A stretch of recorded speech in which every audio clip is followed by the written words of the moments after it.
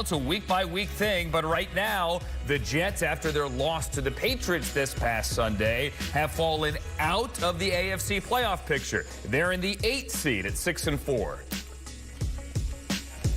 The big thing I want to make sure I address on this one, just want to make sure you guys all listen to this very carefully, please. Zach's career here is not over. I know that's going to be the narrative. I know that's what everybody wants to shout out, and that's not even close to the case. The intent, the full intent, is to make sure Zach gets back on the football field at some point this year. When that is, I'll make that decision. I'm going to take it day to day. The biggest thing with Zach, and the same things that we've talked about, is the young man needs a reset. His decision-making's been fine. His practice habits, all that stuff have been fine, but there's some basic fundamental things that have gotten really out of whack for him. And this is just an opportunity for him to sit back, focus on those things, find a way to get reconnect to all the different things that we fell in love with during the draft process. And it's something that I feel like he's going to be able to do. I think to ask him to do all those things while preparing for a game is unfair, but at the same time, it's something, just talking with Zach, that I think we're all excited to attack. And this is, like I said, is it a small step back? Absolutely, for him. But do I think it's going to be a great leap forward when he does get a chance to reset himself? Absolutely. And so this is not this is not putting a nail in his coffin. This is not that. It's not even close to that. But I do believe at the end of this is going to be a rejuvenated, renewed young man that once he reconnects to all the different things that we're trying to reconnect to, he's going to show why he was the second pick. All right, there is a lot to unpack there. Ian Rapoport, Mike Garofolo. Mike White is going to start, and Joe Flacco is going to be the number 2. So, Ian, Zach Wilson won't even dress this coming Sunday when the Jets face the Bears. He's going to be inactive. The line that stands out to me there is, the young man needs a reset.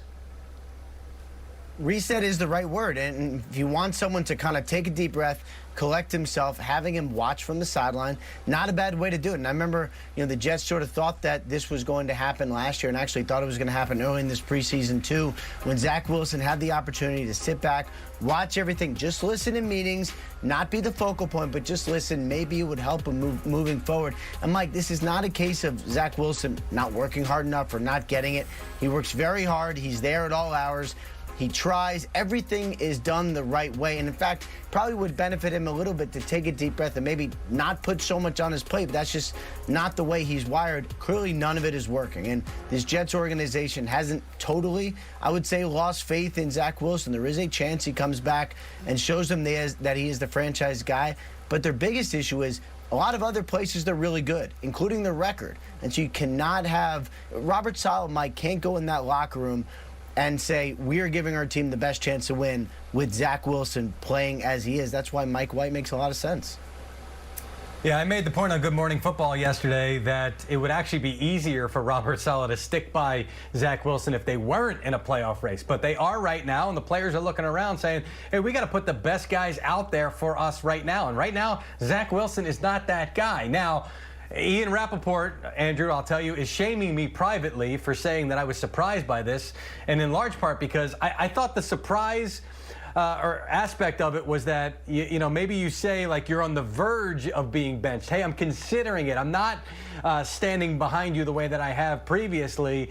So you got one more chance, and I thought this was going to be the one more chance, but the Jets make the move. And Ian, I hear what you're saying. He doesn't work. It's not like he doesn't work hard enough and all that stuff, and that's great.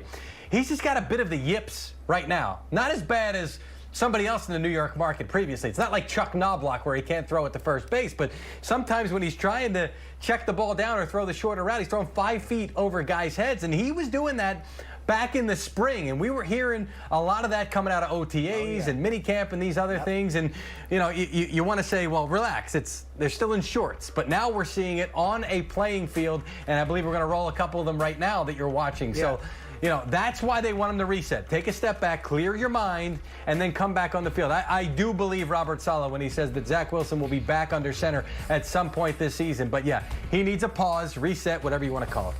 Yeah, and Mike, sorry, just to follow up on what Mike said. He and I were both hearing that Zach Wilson, the yips was the word we were told, that just struggling to make simple, basic throws, trying to figure out what was wrong. Was it his mechanics? Was it in his mind? Like, why are these simple throws just not able to be made? And this was back in the spring. Sort of hope that somebody can work through it. And then he had the injury. That did not help. And so nothing has gotten better. Forcing him to sit back and reset makes sense, if only just so he can go back to being a regular person who can make a regular throw.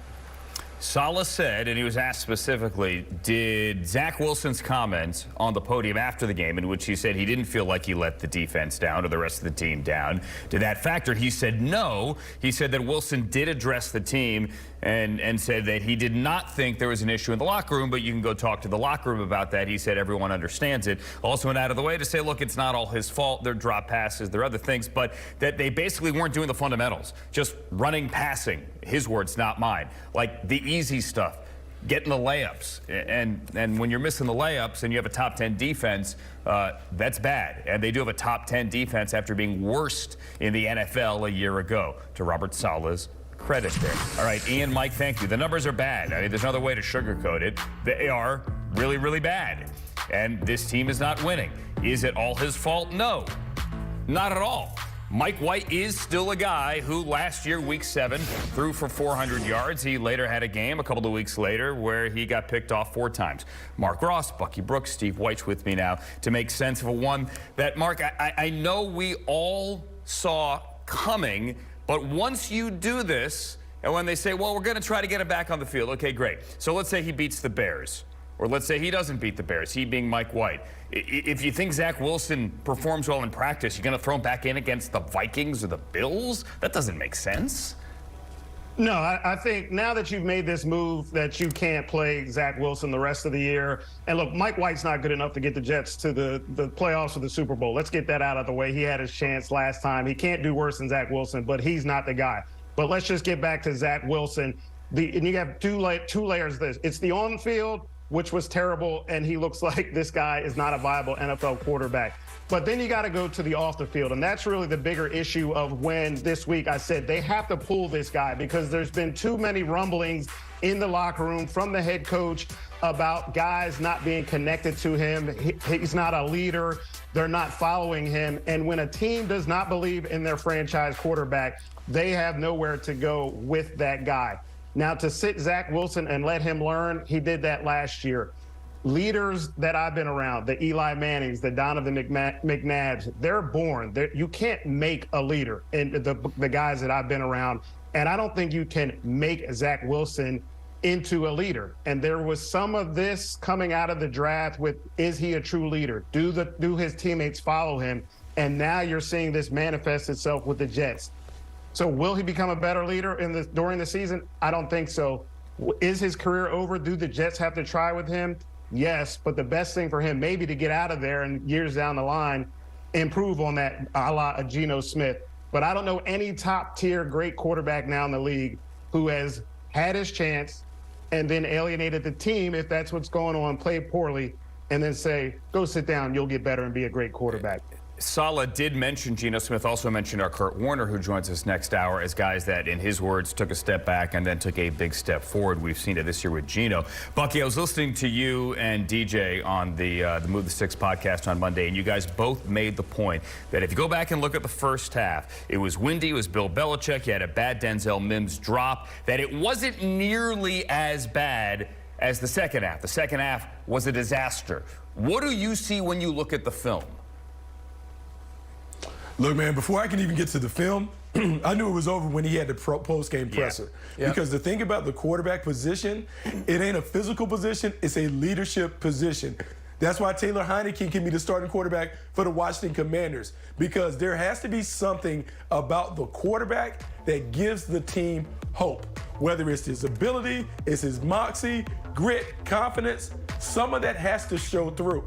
And when you hear guys come after Zach Wilson and take accountability for the offense's failures, and he has it, it's hard to be connected. So Mark said it. Mark even said it in a very soft shoe way. It's a wrap. He can't be the starting quarterback for the New York Jets again and have credibility in that locker room. He is going to have to repair his career somewhere else, because the guys in that locker room will never believe that he can get them to the promised land. What do you think? Well, I mean, look, first off, there's just so much to unpack here, but to get to Bucky and Mark's points, look what we're seeing here, guys. We've seen Carson Wentz go this route. We have seen Sam Darnold previously with the Jets go this route. Give it a try.